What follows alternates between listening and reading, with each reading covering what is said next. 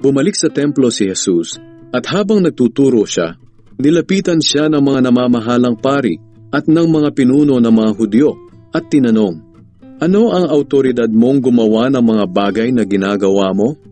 Sino ang nagbigay sa iyo ng autoridad na iyan?" Sumagot si Jesus, "Tatanungin ko rin kayo, at kapag sinagot ninyo, sasabihin ko kung ano ang autoridad ko na gumawa ng mga bagay na ito. Kanino galing ang autoridad ni Juan para magbautismo? Sa Diyos o sa tao?" Nag-usap-usap sila. Kung sasabihin nating mula sa Diyos, sasabihin niya, "Bakit hindi kayo naniwala kay Juan?" Pero kung sasabihin nating mula sa tao, magagalit sa atin ang mga tao dahil naniniwala silang si Juan ay propeta ng Diyos. Kaya sumagot sila, "Hindi namin alam." At sinabi ni Jesus sa kanila, "Kung ganoon, hindi ko rin sasabihin sa inyo kung saan nagmula ang autoridad ko na gumawa ng mga bagay na ito."